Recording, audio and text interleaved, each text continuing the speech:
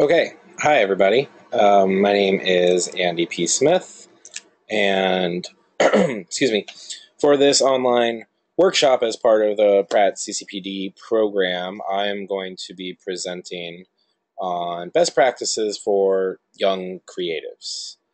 Um, Personally, I am a writer, but that I think of creatives as sort of all across the board. So whether you're a painter, a graphic designer, even an architect, or a musician, I like to think that some of these ideas and principles that I've learned through my personal experience can be helpful. So, to start, here is an overview of what we'll be doing. I'm a little new to this software, so just bear with me here. Let's keep it like this. So I'm going to give a brief introduction, talk about Pratt, my work experience at Whiting and Kennedy, and the Yard. Then I'm going to offer general tips and tricks for thriving in New York City. Then we're going to talk about how to network for success. Then I have pulled out a few creative and productive habits that I practice myself. And then we're going to speak about workspaces and why you think you may need or want one, and how you can then best choose one based on your needs and wants. And then we'll do a recap, share my Venn diagram, and if anybody has any questions, then we can review questions. To that point, if you have any questions as we go, feel free to just go ahead and include them in the chat. It should be available to you in this software. Okay, so here is a rather exhaustive introduction. I am a writer and a marketing consultant with about 15 years of experience. I've also hosted a number of events, everything ranging from punk rock shows to art exhibits, all here in New York, where I've lived for nearly 20 years now. I graduated from Pratt with a BFA in writing in 2004, and I earned my master's from NYU in publishing in 2010. While I was at Pratt, I was the editor-in-chief of the Prattler for 2 years. Prior to that, I was a writer at the Prattler for 1 year, and I believe it's fair for me to say, excuse me, that the Prattler was an extremely formative experience for me at Pratt, and I could give a whole presentation about Pratt and the Prattler, but I hope it's still going. I have no idea. I haven't seen one in many years, but I really enjoyed the work that my friends and colleagues and I did at the Prattler. After graduating from Pratt, I ran my own business. I had an online magazine, I had a record label, I had a music venue in Bushwick. That was a pretty wild time, and we can speak more about that later. Since then, I've worked for the United Colors of Benetton as a writer. I've worked for Whiting and Kennedy as a writer, and I spend a lot of time currently writing for the various Brooklyn blogs, greenpointers.com, bushwickdaily.com, freewilliamsburg.com. I'm the arts editor at greenpointers.com. I've also worked for 4 years as the marketing director of The Yard, which is a collective of co-working spaces. I was the first hire when they launched their first location, and in my 4-year tenure, we were able to grow the business to include 6 locations. Since I've left, they've opened, I think, another 4 or 5 locations, and so they're become I'd like to say that I helped them become a major player within the co-working scene, industry, if you will. More on that later. As a writer, I just finished writing my second book, which will be out June 1st through Triumph. It's about the band Phish. The title is 100 Things Phish Fans Must Know and Do Before They Die. So if you're at all curious about Phish, you can grab a copy. Maybe I'll see you at a Phish show this summer. That said, I'm the founder and editor-in-chief of fansite.com, a blog dedicated to the art and culture of Phish, and creativecurrently.com, which is a blog about showcasing the art and showcasing creativity in art and advertising, and where those two ideas meet and mix, and the differences between art and advertising, which maybe we could speak about a little bit later. As a marketing consultant, my current clients include BetaWorks, as well as small independent business owners, a photographer, a psychotherapist, co-working spaces, sort of run the gambit there. BetaWorks is my newest and greatest client, and I'll speak more about that later on as well. So let's move on. Pratt Institute. I'd like to think that most of you are either current students or recent graduates of Pratt Institute. I love Pratt Institute. These are photos of me both during and right after my college days. The folks at the top are jazz musicians at the nightclub Smalls in the West Village, which I highly recommend. I spent a lot of time there as a Pratt student.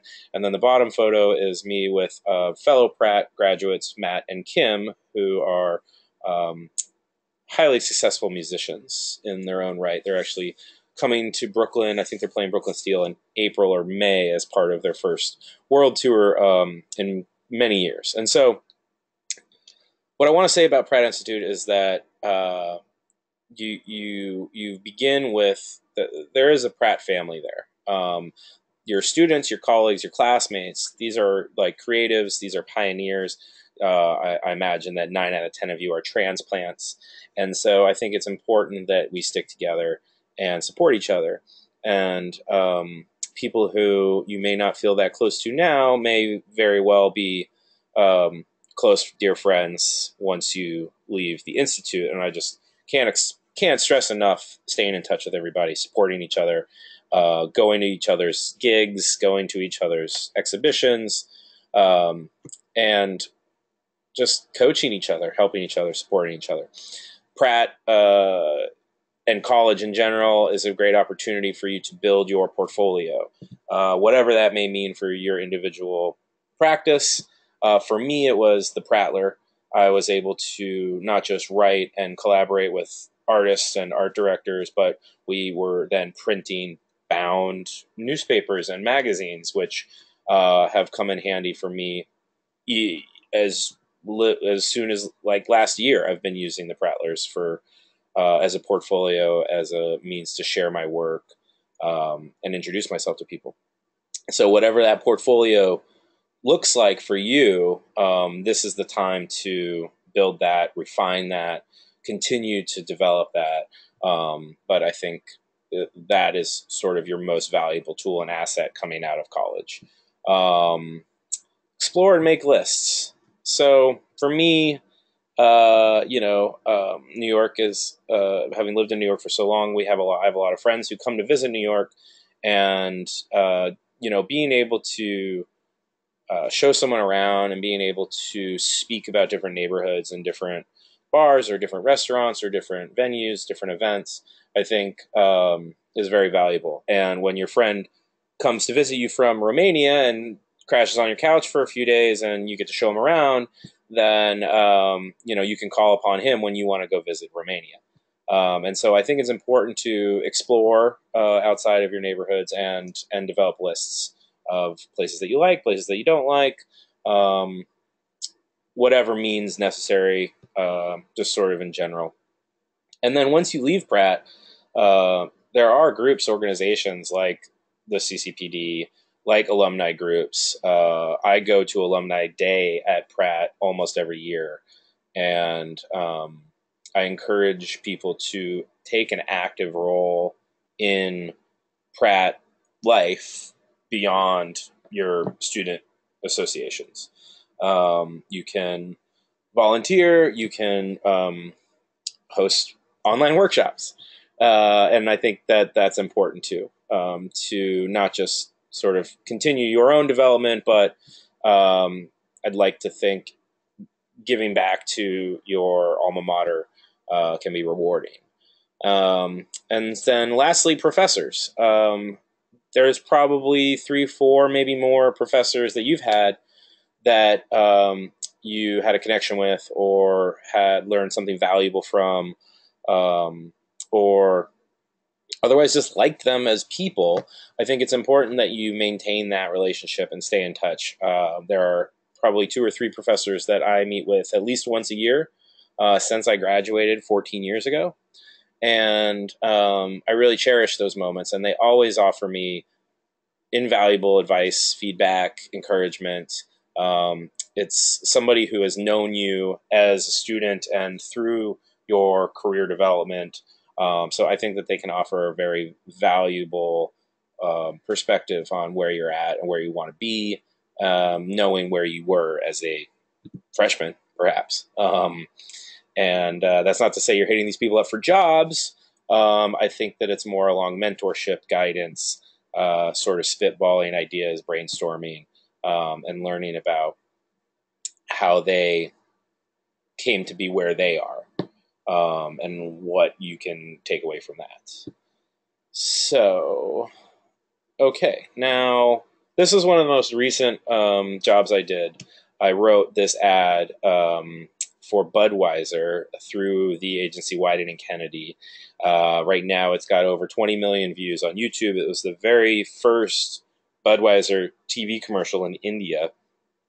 The job was a three-month contract in which I was obligated to deliver innumerable ideas, routes, narratives, scripts, projects, images, mood boards, you name it. We worked with a very small RFP that was effectively Budweiser Be a King. That eventually was expanded to Let Your Sound Be Seen. And beyond that, when I say we, me and the creative director, were free to come up with whatever concepts we wanted. So I'll stop talking and let's see if this works here.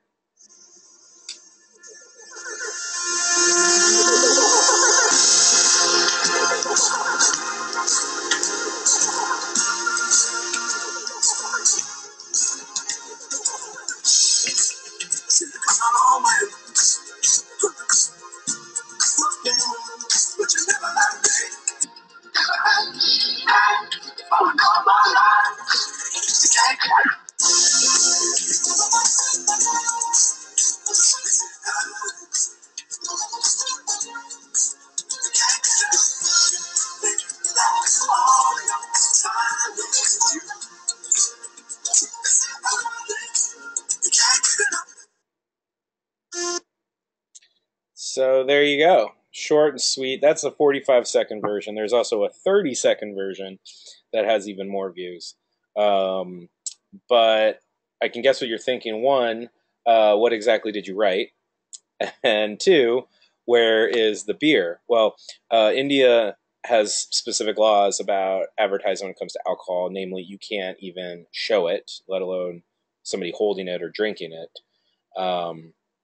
And in the outline, the treatment, and the script, ultimately, we wanted to empower a woman, ideally with the slogan of "Be a King," and showcase a few things. One, India's sort of rich history, cultural history, and rich progressive culture, as well as the individual empowerment of, in this instance, a DJ, and the idea of music creating a community, music bringing people together.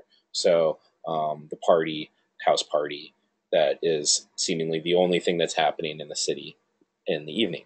And so far, so good.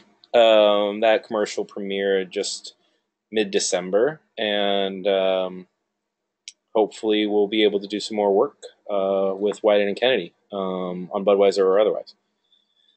So, taking a step back, as I mentioned, I was the first hire and the marketing director at the Yard, which is a collective of co-working spaces.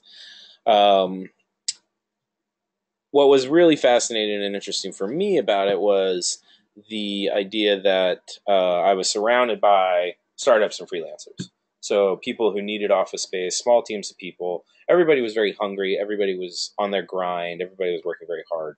And as the marketing director for that space provider, I always felt that the yard would only be as good as the companies and the members in our space. So I did my best to try to champion those members and support those members so that they could grow and be successful in their business endeavors. And I'd like to think we accomplished that. How did we accomplish that? Well, ultimately through hospitality. Co-working is a hospitality business. You are making introductions, of course. You are greeting guests. You're making sure that people are happy and comfortable in their office spaces, that there's coffee, that there's printer paper. All of those sort of logistics and sort of touch points are important. But ultimately, hospitality for me is about creating a vibe, an atmosphere, and an environment where people are happy and comfortable. And in the instance of a workspace, that means also that they're happy, comfortable, and productive. So that means, having clean and efficient space for people to meet, to discuss, to collaborate, and then also space for people to close the door and get to work. And so that's kind of what we focused on as a team, was sales through hospitality and providing those different elements in a workspace, and tracked it to death. Every dollar that we spent on advertising or marketing, we made ourselves accountable for, and we analyzed everything in regards to how members came to us, how long members stayed with us, what a startup's growth pattern might be. If somebody comes in as 2 people and in 3 months they're 6 people, and then you can analyze that data, and we used it to then inform our decisions on the additional locations that we expanded to. Everything from the ratio of office sizes to the amount of conference rooms to the positioning of the entrance and the front desk and the membership manager and concierge. All of those things come into play. But if you don't track it, if you don't work with the numbers and get that raw data into a place that makes sense, then you're just guessing. And that's just not good business. And so that was a big lesson that I learned at the Yard. Beyond that, it was a matter of events and partnerships and identifying people like the New York Times, like Samsung, like SoulCycle, who not only made sense as a brand in regards to brand alignment and elevating our brand, to put the Yard on a par with SoulCycle or on par with the New York Times, but then also identifying needs and wants of our membership. For example, they want free SoulCycle rides, or they want free unlimited digital access to New York Times. And as a director of marketing, I was in a position to then collaborate and identify the other businesses and companies and brands in the world that could provide those services to our members, and then leverage that as a perk of membership to ideally gain new members, which led to growth and expansion. Another big lesson I learned was the art initiatives. When I first started, I was curating art shows at the Brooklyn location, at the Lower East Side location.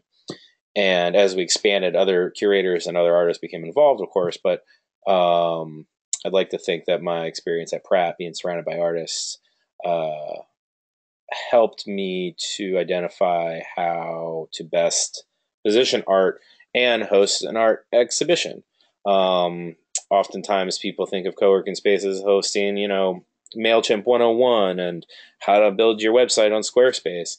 But at the end of the day, the end of the work day, people don't exactly want those kind of workshops. And particularly if they're actually running their own business, they have a website, they understand MailChimp. What they really want to do is maybe have a beer or a glass of wine, check out some art, and meet some new people. And so that was one thing that I focused on to provide for our members. And furthermore, it provides an opportunity for outside members, prospective members, non-members, I should say, to enter the space on a very low barrier to entry. It's just an art show.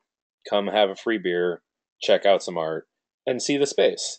And those people would come back and join as members. It might not be that month, it might not even be that year, but ultimately, I can't tell you how many people would come to me and say, I say, how did you hear about the yard? And they'd say, oh, I went to an art show here 6 months ago, 9 months ago, and now I'm ready to sign up. I've got enough clients, or I'm starting my own business and I'm ready to rock.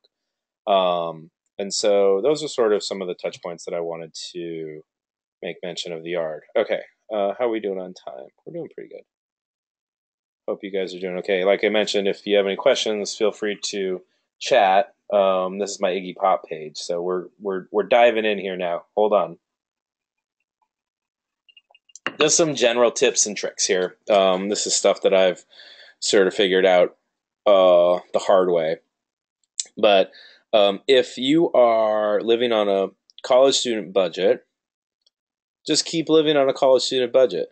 Even if you get a six-figure job, doesn't matter. Just put the money away, save the money, keep living your lifestyle. Just because you are a working professional doesn't mean you have to spend it. Maybe I'll speak more about that later, but I think that's pretty clear in a nutshell. Just be frugal and earn money, don't spend money. And read everything. Read the news, read books, read novels, read self-help books, read New York Times Magazine, read it all. And I just think that it allows you to be more informed and be a better conversationalist at parties. I just think that reading is super important. I'm a writer, but that's biased. And gifts. Okay, everybody loves gifts. Duh. People appreciate small tokens, even if you're just going to somebody's dinner party. You bring flowers. Maybe bring wine, but also bring flowers. Or if you're going to a company party, say it's a 1-year anniversary of a company party, just write a small note to the CEO or to the person who invited you. Hey, congratulations on 1 year. I think that small gifts are a very useful tool to make sure that your presence is remembered. And in some regards, it's like, if your presence isn't remembered, then why are you even bothering? So I just think that's something to consider. I mean, it can literally be a lotto ticket. It can be $1 scratch-off ticket. Just something, I think, a small token of appreciation of a gift. In any instance, doesn't matter what the environment is. What's next? Host parties. I think inviting people to things, people love to get invited to a party. If you can bring people together, if you are the host in that scenario, I think that that's super valuable also. So I don't mean to say like host ragers and everybody's getting wasted. Make it fit for what you're interested in. If that's a party for the Oscars on Sunday, or if it's a movie party or a book club or whatever it might be, I think it's important to host events. So something to keep in mind. Rent. It's tough in New York. I've never met a poor landlord. Is something I often say. And so I think if when considering your housing situation, if you are in a position to, say, rent a larger space and then rent the rooms in that larger space at a premium to other people so that your rent is lower, you got to do that. You got to do that. But not everybody is in a position to do that. I just think that you can get creative about your living situation, get creative about how you pay rent or how you can subsidize that rent. Maybe we can talk more about that at the end. Offer to help. I think the word help is super crucial in life and in career. When you are, let's say, applying for a job, the person with whom you're applying to is less interested in what you've done than they are interested in how you can help them grow their business, increase their revenue, all of those things. How are you going to be able to help them? It doesn't matter what you did yesterday, but present yourself as someone who's ready, willing, and able to help. I'm with it. I understand what you're looking for. This is how I can help you. This is what I've done in the past that proves that I know what I'm doing and how I can help you. But I think just that word help is crucial. And you should keep that in mind with any correspondence. And then my man, Iggy Pop. Iggy Pop is a hero of mine. Iggy Pop, in a lecture in 2014, said this: I only ever wanted the money because it was symbolic of love, and the best thing I ever did was to make a lifetime commitment to continue playing music no matter what, which is what I resolved to do at the age of 18. I encourage everybody to check out this lecture that Iggy Pop made. It's incredible. He disrobes as he speaks. It's about 40 minutes, I think.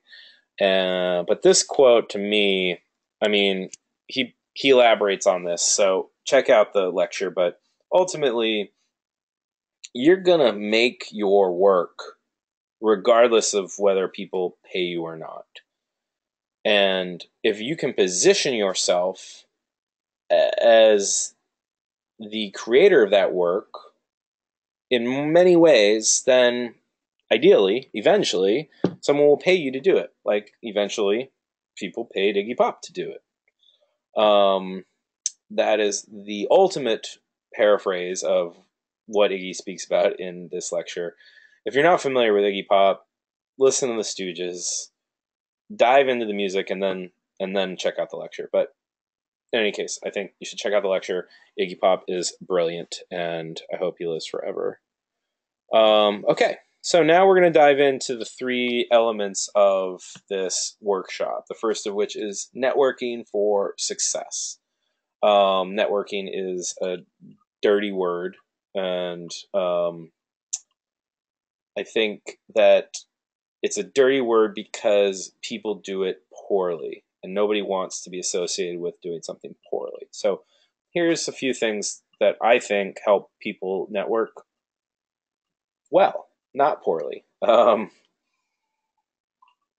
whatever the environment is, whatever the scenario is, whether it's an art show or a house party or a meetup group, you need to spend some time targeting who you want to meet. Or if not the individuals, at least a avatar, a type of person who you want to meet. A lot of times you can figure out who's going to be at the event beforehand and set a goal of, I want to meet this person, and this person at this event. Then you go into it with a target, with a goal, and that's smart networking. Dumb networking is just showing up to a ton of events and maybe hoping you get a free beer and talking to whoever introduced themselves to you. That's a waste of your time. So just think about going into every instance with a target in mind, with a goal in mind of meeting specific people. And if you can't identify specific people, then think about who you want to meet. Successful people, or people in a certain industry, people who may know someone that you want to meet, and just go into it with a goal. And so speaking about groups or meetups, I recommend just picking one a month and committing to it and showing up ready to go. Don't show up tired. Don't show up pissed off. Show up ready to meet people, ready to sell yourself, and just pick one and commit to it for a month. Maybe you could do 2, but 1 is plenty if you do it properly with a goal, with targets. Beyond that, I think it's important to schedule one-on-one meetings, whether that's an old Pratt professor or somebody else that you admire. I find that as a writer, it's very easy for me to reach out to people, cold email them about an interview. And then we make a one-on-one meeting, coffee or lunch, maybe happy hour. I would advise to do coffee or lunch first. But Schedule those as far in advance. Most people are very busy. I'm talking about like 4 to 6 weeks out, and you got to show up, commit to it. Doesn't matter what scenario it is. If you miss your appointment, everybody loses, and you're the guy who doesn't show up, or the girl who doesn't show up. And so you have to be very impeccable with your schedule. And then within all that, within the groups, within the one-on-ones, similar to targeting the avatar or targeting the person you want to meet, people want to help you, but sometimes they just need a little bit of direction. And so using prompts like, I'm looking for a job in a medium-sized ad agency. I hope to meet a senior copywriter because I want to be a copywriter. Giving people a little prompt like that, all of a sudden it triggers like, oh, you should talk to so-and-so, or, oh, let me introduce you to such and such.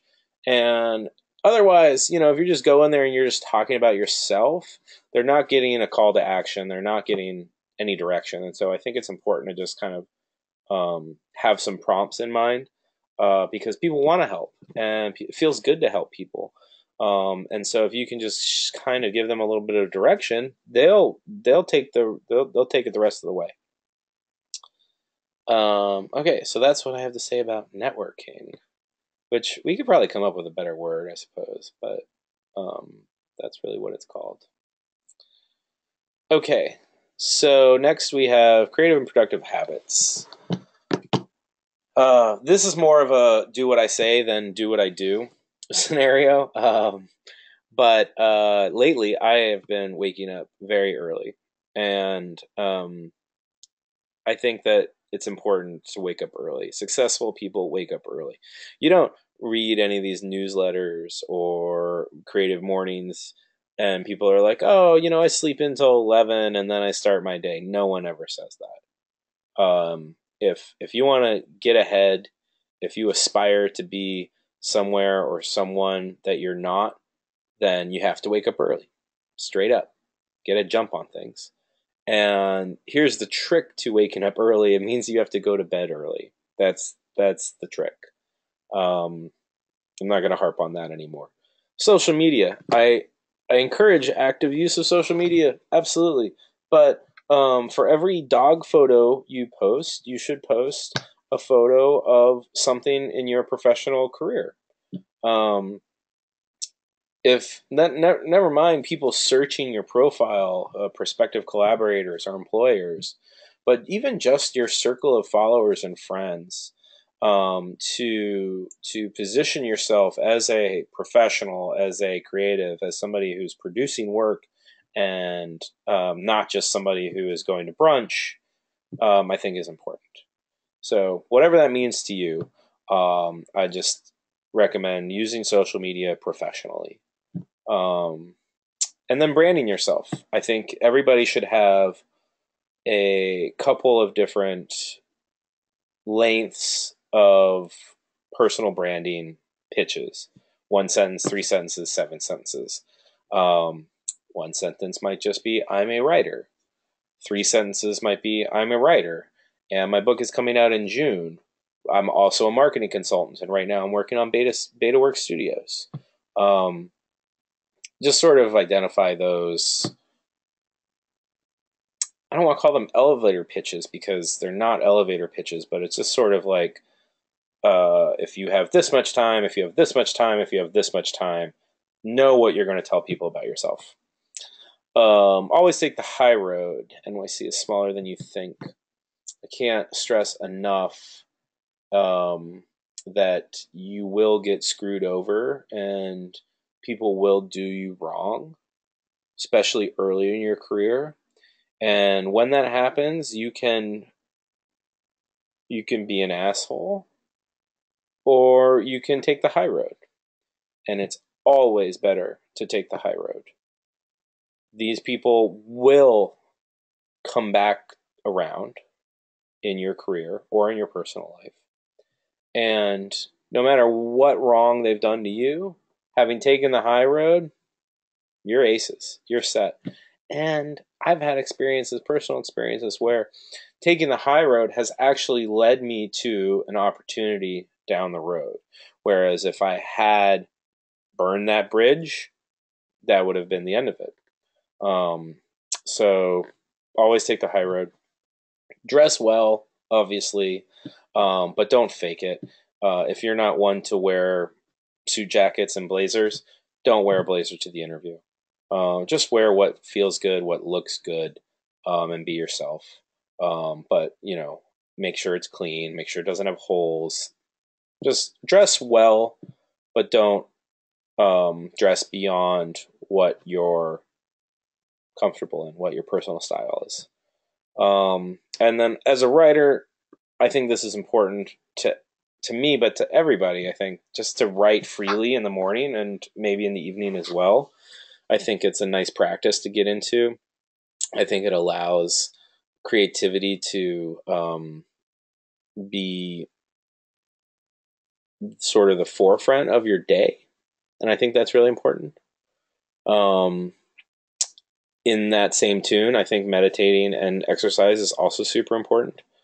Um, Taking care of mind and body and making the time for that is challenging, but I think rewarding. And so, whether that means you exercise early in the morning or in the middle of the day or all at the end of the night, I think making the time for it and making the time to meditate and making the time to write freely is important. So also make lists, but not too many lists. I generally make a list for the day that has 3 things on it, and I make a list for the week that might have 8 or 10 things on it.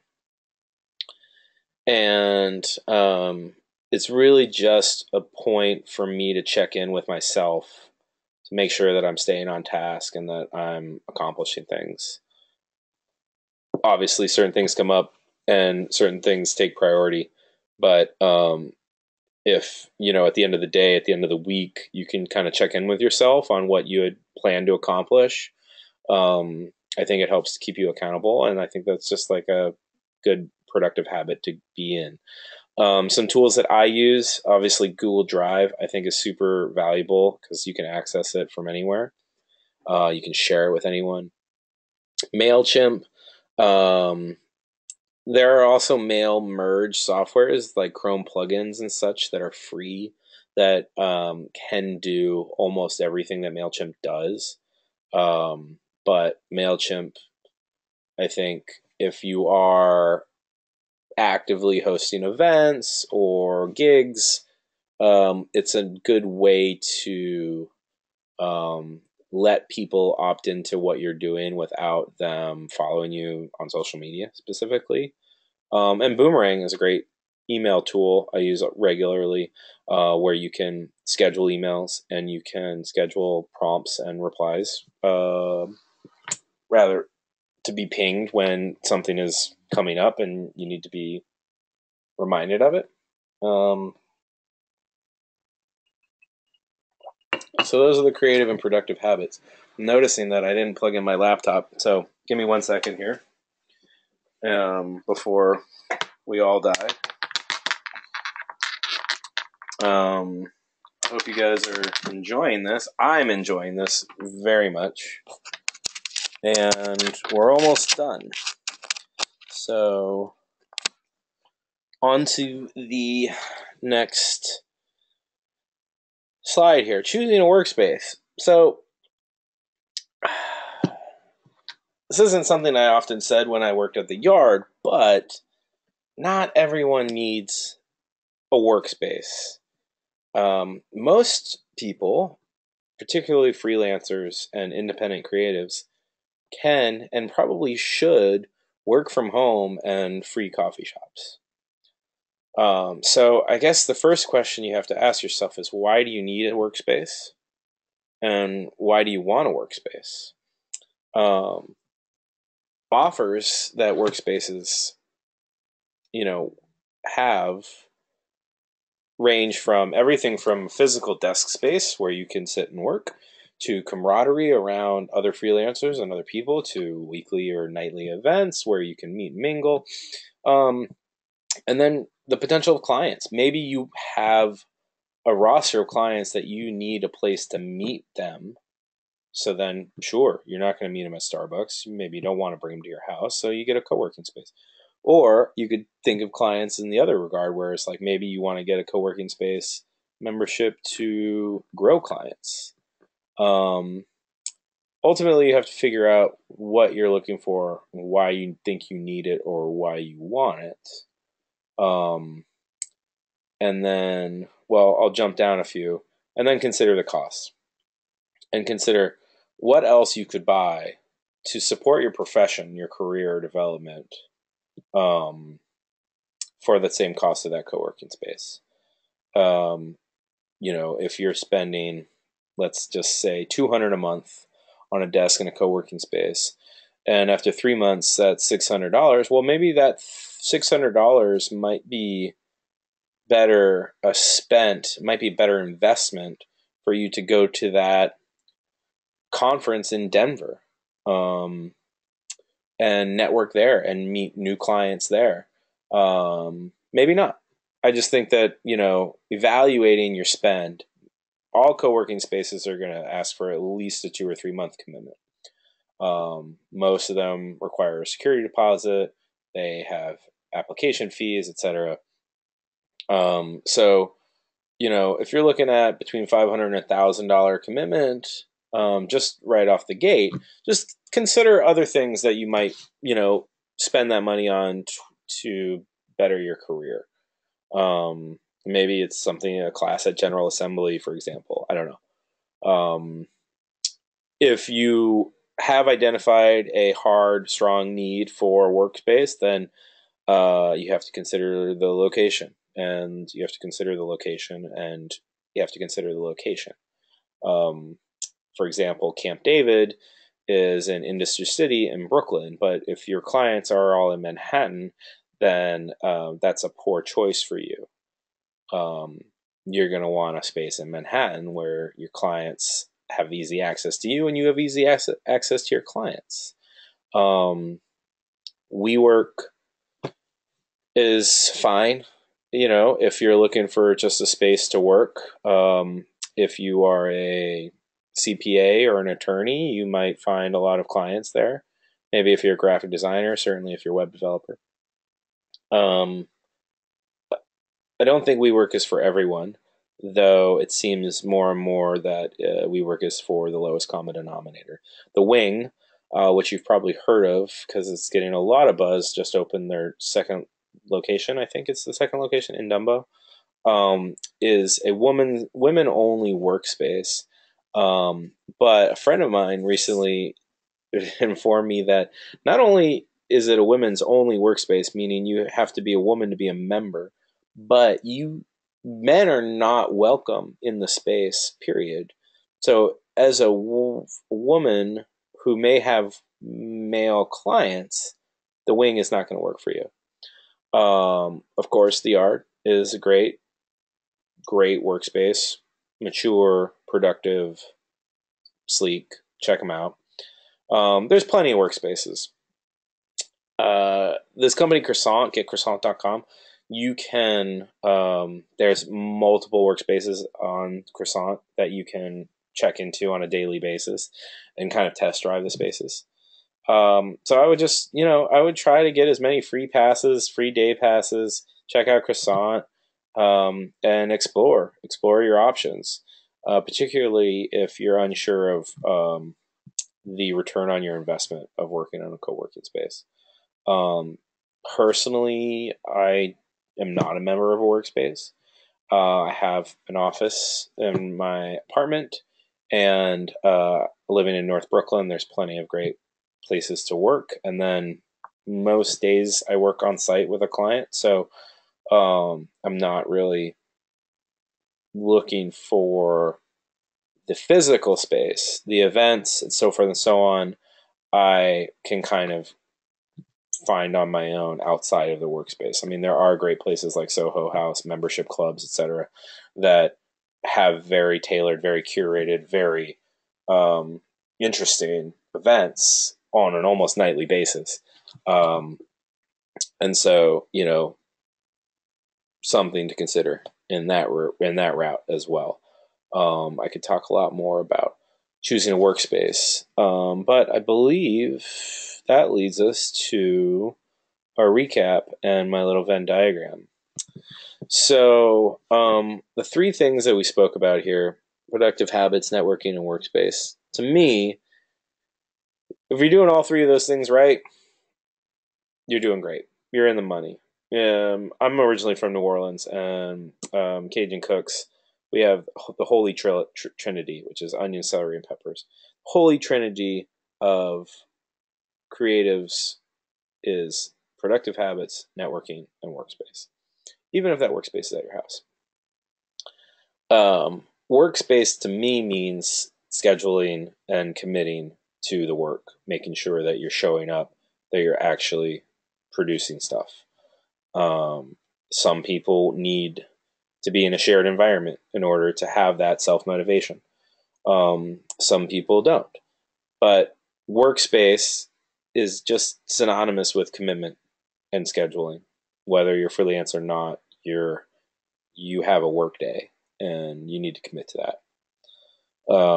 Networking to me is effectively branding, self-branding, self-marketing, coming up with those 1-sentence descriptions, 3-sentence descriptions, identifying targets for people to meet, who can help you level up as a professional. But you need to know who those people are or what those targets are, and you need to know how to introduce yourself to those separate different targets. That's networking. Productive habits is really just accountability. You need to hold yourself accountable. If you are a writer, you need to write. If that means you write in the morning and then you go to your, less creative 9 to 5, then so be it. I double dog dare you to do a Google search of writers or painters who didn't have success until, well into their middle ages. People develop habits over years. Cutting down to the bottom here, if you improve just 1% every day, you'll be twice as good as you were 72 days ago in 72 days. Kind of said that a little bit backwards, but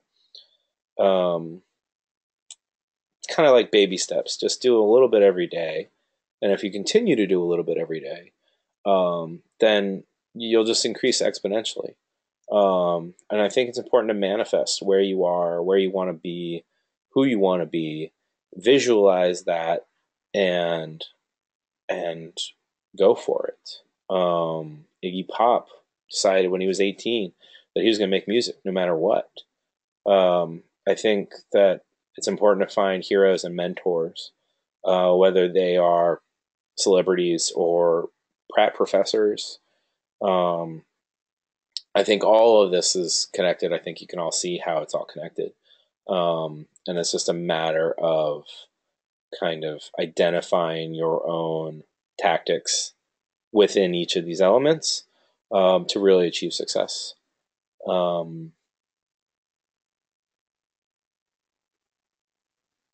It's something that I work on still daily.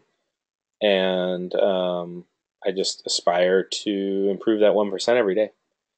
And I manifest where I want to be tomorrow. And that's my tips and tricks for young creatives. If anybody has any questions, now is the question time. Feel free to type How in. do we? Oh, yes. Oh, speaker, great. It works. It works. Hi, my name's Enosh. Graduated from Pratt on 2015. And first of all, I want to say that was really great. Throughout the whole talk, I'm taking notes and I'm thinking yes, yes, yes, yes, yes. So everything you said makes a lot of sense, and that was pretty effective. That's great. I'm glad to hear it. Thank you. Yeah, I'm thoroughly happy with this talk. It was really good. Excellent. Was wondering if you could give an example of like getting from point A to point Z, from getting to your day that you wake up in the morning to where you shook hands with, for instance, the people at Budweiser to, yes, I'm gonna write this commercial for you. Yeah. So from A to Z, well, the the Budweiser opportunity is a little bit of well, the A to Z on that was about 10 years. um, so that's a tough one to kind of speak about, but I will say that there are certain actions that you can take that build and that gain momentum. Um, for me, the Budweiser thing came from a job I did in 2006. Who, somebody whom I stayed in touch with, whom I invited to events that I hosted, who then invited me to events that she hosted, and I showed up, gave gifts, sort of a lot of the things that we spoke about. Just, if you kind of practice them, not in daily life, but as things go up, just keep that practice going. Then after 10 years, when Wyden is looking for somebody to help with the Budweiser, that person puts you up for that job. And then, that was sort of how that opportunity presented itself to me. It was a referral. A referral was somebody whom I had worked with 10 years prior, whom I had stayed in touch with. Um, but I think, from a more kind of, um, from a position more of, say, starting from scratch, I think that it's it's totally acceptable to cold email people, and I my advice for that is to keep it short, keep it complimentary, and say just leave it as, like, if you have time to grab a coffee, I'd love to meet up, and chat more, or see if there's ways I can help you. um and you might not hear back ever. But if you email, again, that kind of 1% a day kind of attitude, even if you just identified somebody that you wanted to work with, or somebody that you wanted to meet, even if you just emailed somebody, one person a week, maybe in 3 months, maybe in 6 months, you'll have some meetings. And those meetings may not be, and they most likely will not be meetings where you have a job offer or an opportunity, but having a face-to-face connection, and then following up with them in a month. That's like, oh, hey, I just worked on this, or that this, I'm doing this now. Just thought you'd be into it.